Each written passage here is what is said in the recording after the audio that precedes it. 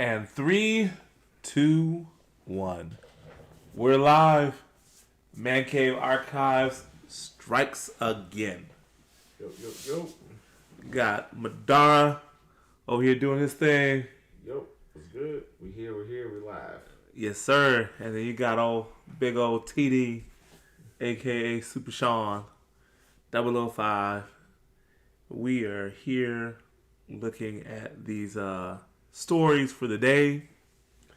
And I think Nintendo returning to E3. Yeah, Nintendo is officially returning to E3, although Sony is staying absent from the event. It's going to be a full digital showcase this year. But to name a few, Nintendo, Xbox, Capcom, Konami, Ubisoft, Take-Two, Warner Bros., and Koch Media are all confirmed so far right now, and the ESA said with many more to come. So seems like we're going to be getting a real E3 this year. Obviously, the hope is that from Nintendo, we finally see what the development so far has been for the sequel to Breath of the Wild. We know Aonuma appeared on the last Direct when they revealed that Skyward Sword was coming out. The remake for Skyward Sword is coming out, and so he said that we would get information later on this year about the sequel to Breath of the Wild. Obviously, I'm hoping for that. I'm also hoping we finally get a look at what Metroid Prime 4 looks like. That would be great. Is it going to be... Some people have said that it is going to be 2D platformer. Others have said that it's going to be first-person platformer. So, otherwise, I've enjoyed all the first-person Metroid games. I would not be sad if it's either. Honestly, I just want another Metroid game. Yeah. At this point, it's been a while since we've had a true Metroid game besides the Return of Samus on the 3DS, and so it would just be good to see that. But I'm gonna read some of the story to y'all. Y'all can find this over at IGN.com or go to Google and search it up, and you'll find it. This is from Joe Scrables. The Electronic Software Association, aka the ESA, has announced its plans for the first digital-only E3, which will include Nintendo and Xbox, but currently does not include Sony. Taking place from June 12th through the 15th, E3 2021 is confirmed to include appearances from Nintendo, Xbox, Capcom, Konami, Ubisoft, Take-Two Interactive, Warner Bros.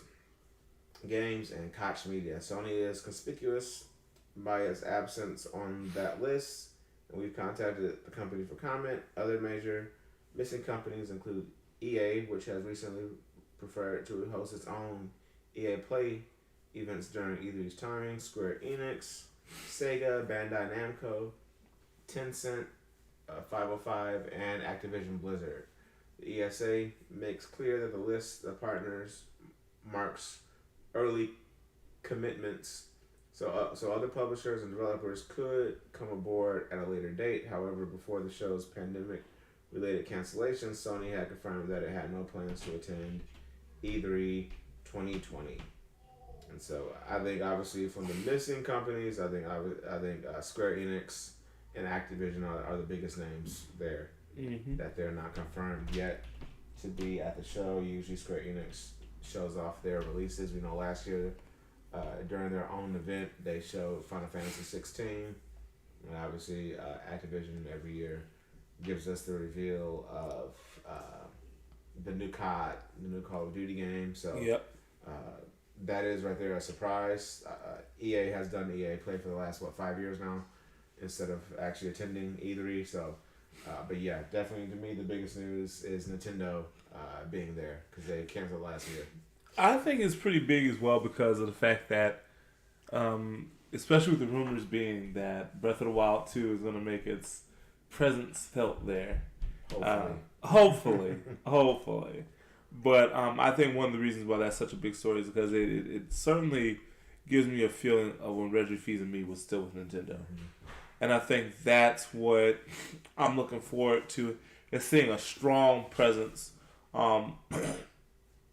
I still remember back in, I think it was 2004. Can you believe it's been that many years? Yeah. That he went out to the floor with and brought out the Nintendo DS. They say Nintendo is known for kicking ass and making games. Yeah. And And from then on, it seemed like Nintendo kind of took on a different persona with him being there. And even though we understand that he's been gone for a couple years now, Yeah. it definitely feels like I feel like there's something new to this one that could potentially be there because this is the post-COVID world. Like, Yeah. everybody's we're still no. It's trust me, we're heading into the post-COVID world, so it feels like the opportunity for something big to take place this year, and that's like why I'm looking forward to E3. We're gonna have a lot of people there.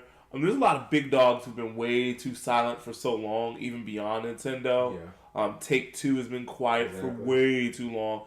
The fact that Konami is making its presence felt there, and it's like Konami, you've not made any video games.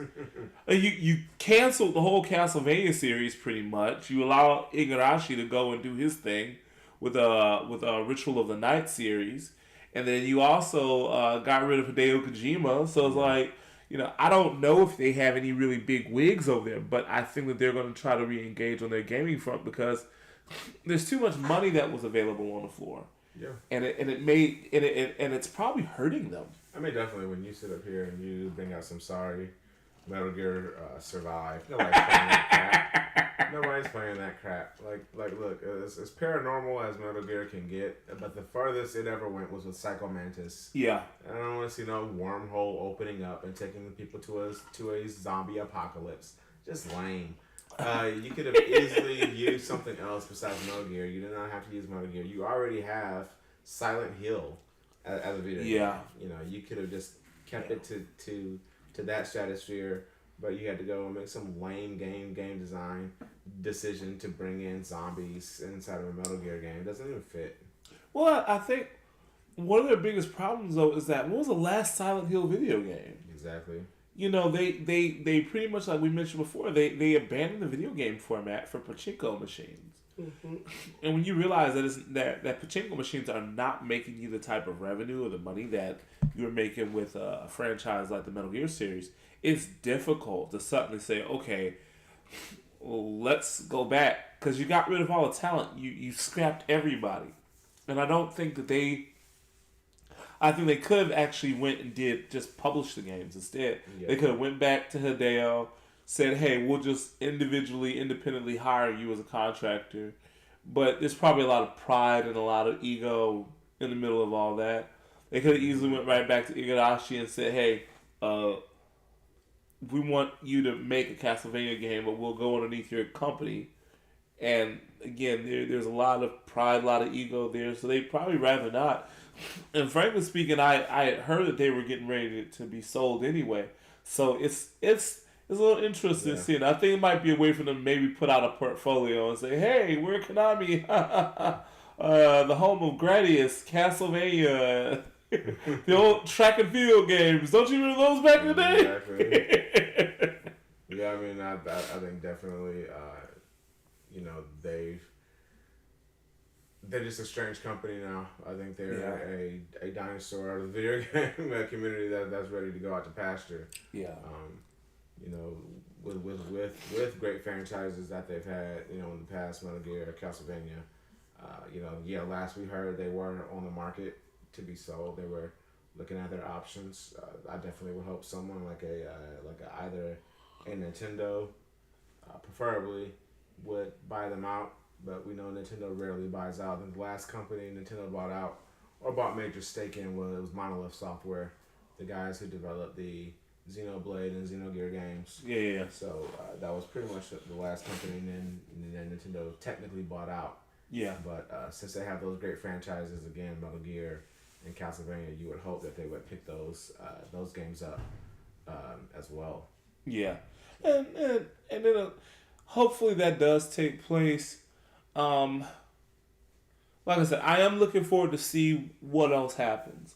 But I'm not gonna lie to you, I'm a little bit nervous about E3 even still because we are in this world right now. I don't know if many of these developers have. I don't know what the status of a lot of these video game developers are as well too, because we've seen how I believe, as we discussed in one of the last episodes of the Man Cave Archives, we discussed CD Projekt Red and their situation. And even though they are over in, I think, was it Stockholm? They're Polish. Oh, they're Polish? Yeah. I don't know what their policies were as far as their COVID policies were. And I know it's be like, what does it have to do with video game development? It has all to do with it, because if you cannot pile into those studios and work those types of hours, that might be also a factor as to why that game went awry.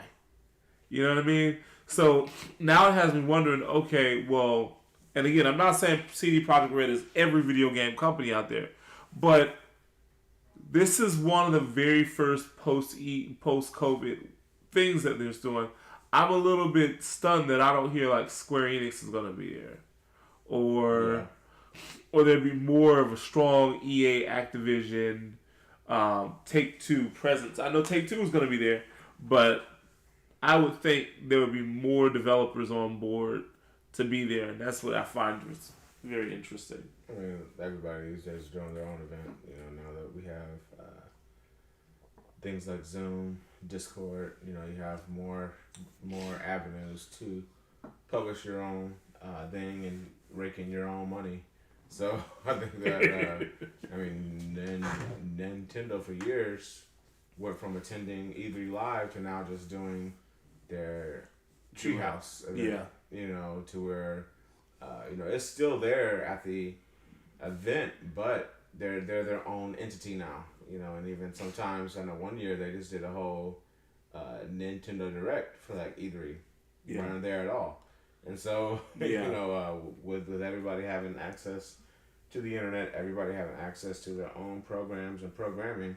Yeah. Why do you have to attend an event like that, especially with all the displays, talking about millions of dollars being spent on something that you really don't have to go to. Yeah. And so it's like sometimes it's better off just not being a part of it and doing your own thing. Yeah. Because all of the other fluff and hubbub that actually goes in with it. So definitely looking forward to seeing what this E3 will bring. Obviously, again, my hopes are information, at least a video or another trailer for Breath of the Wild, and an actual for the sequel for Breath of the Wild, and an actual gameplay of Metroid Prime 4 are my biggest things that I want to see this year at E3.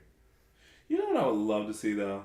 Mm-hmm. I would love to see Nintendo suddenly announce the prepared DLC. DLC for you to actually play the game online like they've been doing with some of these demos. Just because the infrastructure is now there. Mm-hmm. The infrastructure is now in place where a lot of these games can be played online. Yeah. Where it no longer has to be, hey, let's go to E3, and that's the only way we can, do something like that is if it's at E3.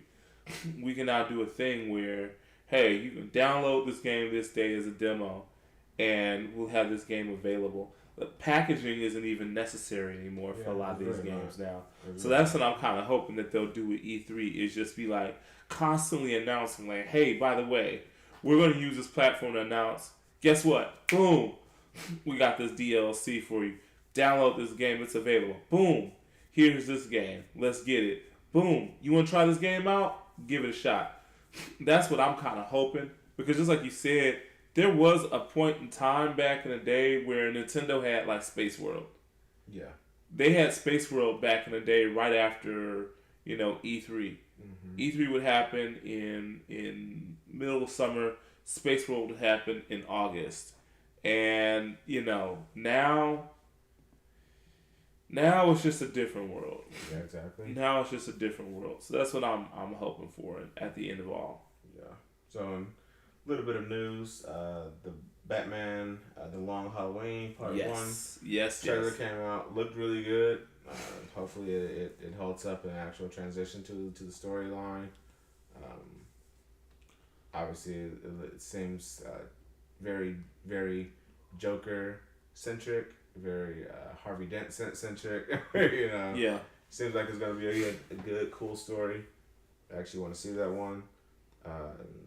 And other bit of passing news, the Space Jam trailer release.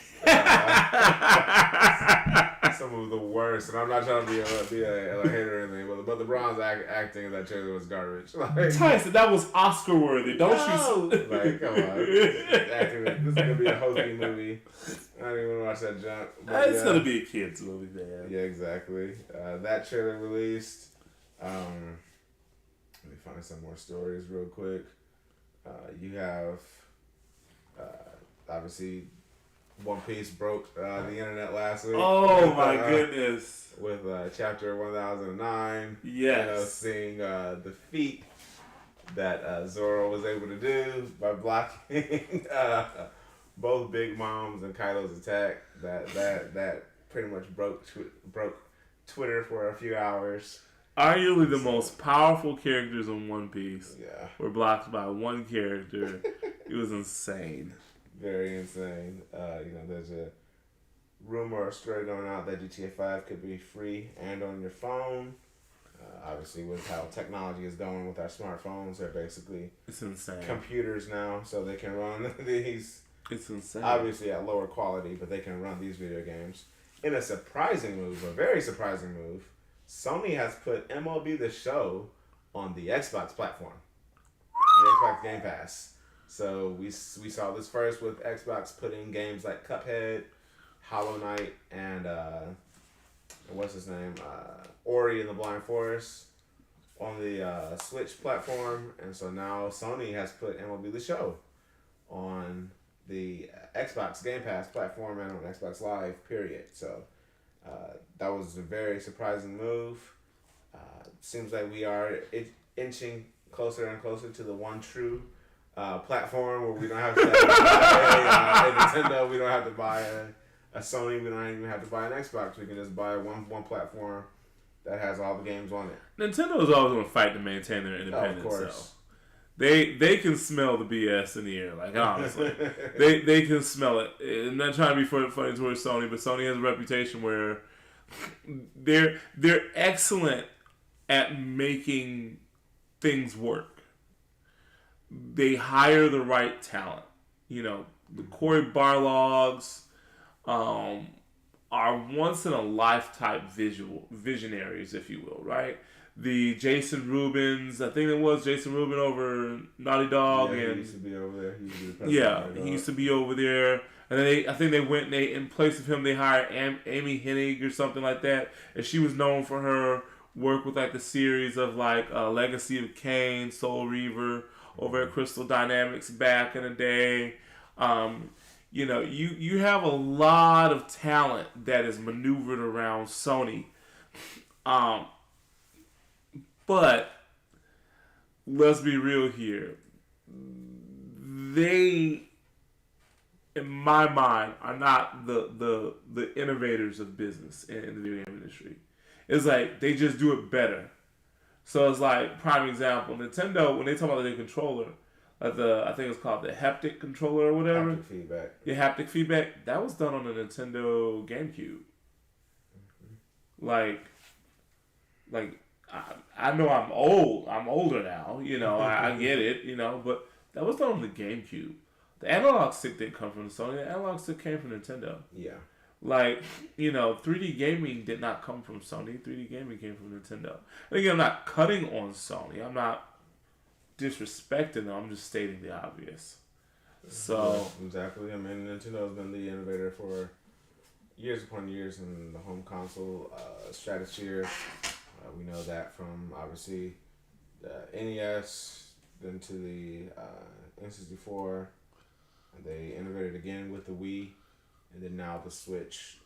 Always looking to innovate, always looking to. I don't think they necessarily look to be above the curve or anything like that. You could argue that we didn't need the 3DS when it came out. Yeah, definitely. Anyway, we didn't really need the Wii U at all. They should have just stayed with the Wii. Yeah. But I can expect them for at least respect them for at least putting something out there, even though it did flop. They did about 13 to 15 million consoles, but the Switch was that sweet spot. It was the hybrid of what they were aiming for with the two screens. Yeah. You can play the Switch in either dock mode or undocked in handheld mode, and so those still get a great experience. Exactly, those right there were just great moves. that Nintendo made, and so I can't. I mean, as the saying goes, fear has killed more dreams than actual failure has. Woo! So, and at least Man. Nintendo is willing to get out there, put their best foot forward, and even if they miss, at least they tried. That was hot, man. I'm gonna use that tonight.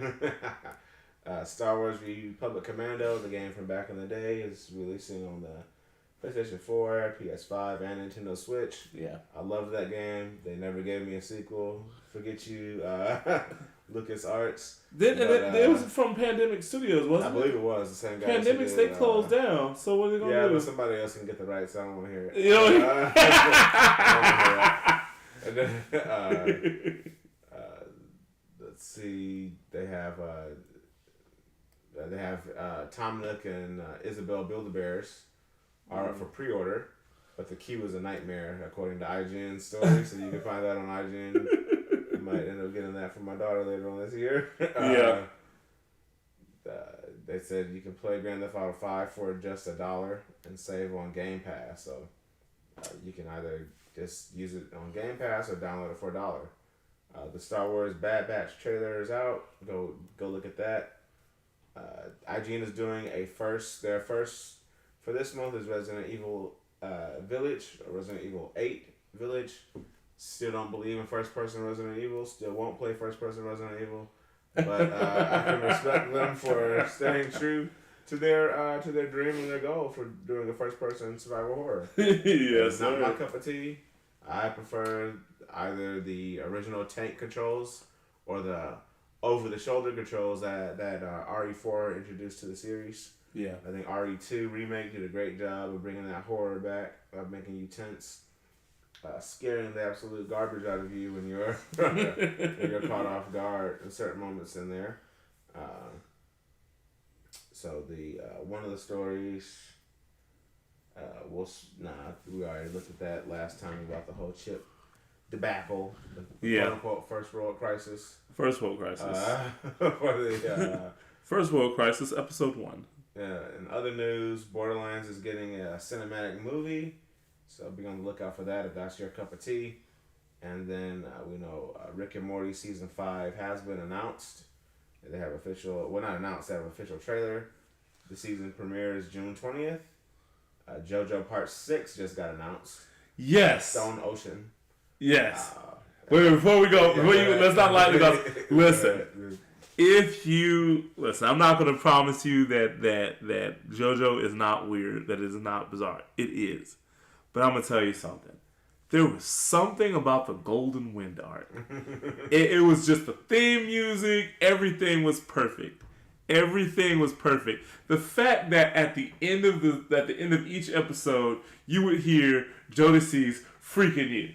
That was too much for me. That's when I became a huge fan. So I will tell you, I'm looking forward to it. And of course, I'm looking forward to them getting done with this series and doing the Steel Ball run. And if you have the opportunity, you have a Netflix account, you should really go take a look at the side story that they did. I forget who the character is. He was the artist in the Jotaro run. But he had like a 4-episode run on Netflix. And it was absolutely great. It was really good. The thing about JoJo that a lot of people don't realize is that it's a good series, but it's really meant to be. It's one of those series that can be a hit or a miss, but in my opinion, it's a hit more often than a miss because it's willing to experiment to give you a good, solid storyline. So if it has a lot of intensity, a lot of craziness, watch it. It's totally worth it. And our last bit of news for the night, LG has bowed out of the smartphone race. Wow. Yeah, LG backed out. So let me read this story. This comes from ARS Technica, their website. It says, after a decade of failure, LG officially quits the smartphone market. They've apparently lost over some like 1.2 or $2 billion in the smartphone area. They only held 10%. Now obviously, those LG adopters are going to have to look for a different phone. Obviously, you got Samsung, you got Google, and obviously Apple out there. But it says after 12 years of being an Android OEM, LG has had enough. The Korean company announced late last night that it is officially quitting the smartphone market. It plans to close up shop on the entire business by July 31st, 2020. The news doesn't come as much of a surprise since LG has been preparing the public for this decision for some time. LG's mobile division has had 23 consecutive money losing quarters, and its last profitable year was in 2020. It was in 24. It was in 2014. Golly, wow. That was 7 years of unprofitability. Wow. In January 2020, LG Electronics, then brand new CEO Kwon Bong-seok, promised that the troublesome division would be profitable by 2021. That message was apparently profitability or bust, because by January 2020, LG was warning the public that it would have to make a cold judgment about the future of the mobile division. Local media reports claim that LG explored selling the division but couldn't find a buyer. It's not clear what will happen to what feels like LG's last smartphone, the LG Rollable. The flexible display smartphone was announced at CES 2021, and while the expanding display mechanism was identical to concepts and prototypes from other companies, LG promised that the phone would actually launch in early 2021. LG's press release did not disclose what would happen to Rollable, but rumors saying the phone might be canceled started circulating almost immediately after it was announced. We won't hold our breath.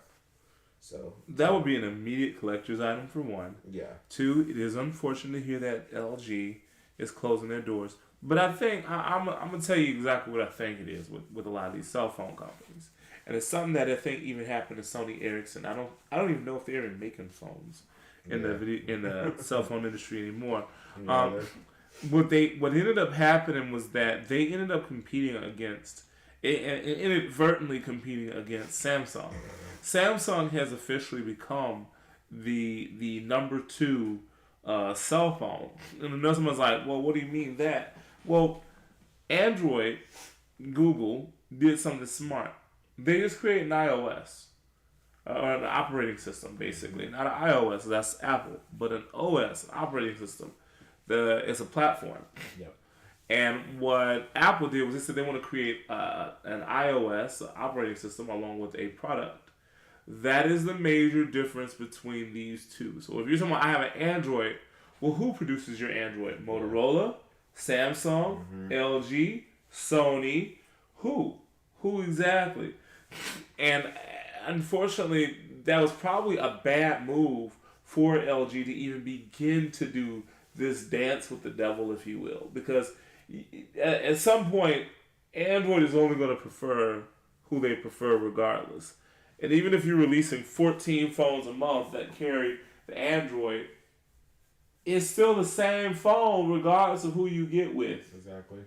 So, yeah, the camera might be a little better, the audio might be a little better, whatever might be a little better. It doesn't matter at the end of the day because everybody's going to say, oh, that's an Android. And they'll just pick whatever is. And Samsung has been carrying that torch for, I want to say, the past maybe, 5-6 years? Yep.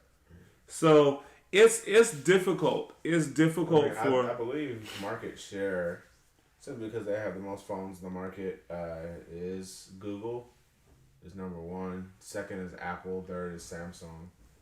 Could be wrong, because I know that one of the reports I read today, it said that actually LG was number 3. Obviously, it was Apple, Samsung, and then LG. So maybe I am wrong. Maybe it's not Google as number 1. Well, I mean, Google is the one who runs the operating system. Yeah, but they call them Google phones. Technically. So that's why. Well, and even then, it still matters because you can have a Google phone on an Android, on an iPhone. Exactly. So you can download those apps. The thing that to me in my mind hurts a business like LG is that it's like I'll give you a prime example of what I'm talking about. As you know, many of you know, I used to work in the telecom industry, and I would ask certain questions. thing that would bother me is that I would see certain companies that shall remain nameless. They would develop an app where all their content is online. They wanted to create an online presence. They wanted to go in the way of a Netflix. And Netflix inadvertently does compete directly with the former telecom company that I was working with. Well, my big issue was they're creating all their content and they're making it available for $14 a month. We sell their product and it's costing our clients $20 a month. And then we're going to put their apps on our TV screen. So they're essentially cutting us out of business. You could say we're business partners here, there, everywhere. I get that. I get that.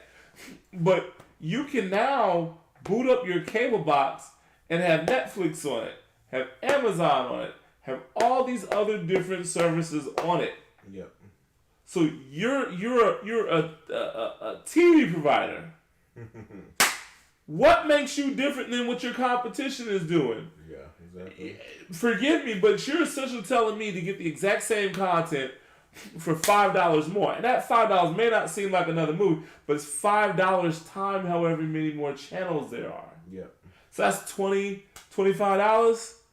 That adds up over a year. Too much. And so that was my biggest thing, is that we're sabotaging ourselves, or we're not going to end up having a format. And as you can see, certain parts of that industry are beginning to die. As I've said, it's the same thing with Samsung and LG. Okay, great. We're carrying that operating system. Great. But other than the camera, what makes us a better phone? Exactly. They're doing the exact same thing we're doing. We need to be completely different. How do we remain different? You know what Apple does? Apple has one format. Yeah. One iPhone. One format, one phone. Yep. They don't have, okay, we're going to put the iOS on 14 other different manufacturers. Exactly. It's terrible. You can download Safari on a CP, but it's not going to work the same. No, it's not. You know, it's like it's optimized to work on Apple, so you're gonna get the best use out of it by just using Apple, not by, you know, there's not like a Windows 10 that you can download on a Dell, you can download on an Asus, you can download on a MacBook if you want. Yeah. It's not a operating system Yeah. or an app. It's actually how the phone operates. It's literally what the phone is. You know? So, and it's in the same way that in a few years, I'm going to be looking at Apple and I'll be like, what are y'all going to do? Because Microsoft is coming with that Microsoft Teams. Yeah. That Teams, not to get off on a tangent, but that Teams can play on an Android, and it can play on an iPhone, and it can play on your laptop, and on your desktop, and it'll connect all of your devices. So Apple's advantage of having a great ecosystem of the phone, the iPad, the laptop, it could easily get interrupted if you have somebody say, you know what, I got a Chromebook, but I have an iPhone, and they still communicate to each other. Exactly. They still filter cameras and pictures and stuff like that to each other. All of them better get ahead. Better get on their P's and Q's. That's all I'm saying. Exactly, agreed. And that'll bring an end to our episode tonight. If you have any comments for us in the comment section, please feel free to share with us. Any interaction on the channel is great for us. It gets our name out there, it gets our brand out there. Like and comment only if you see fit. Dislike if you see fit as well. We will talk to you all soon. Later.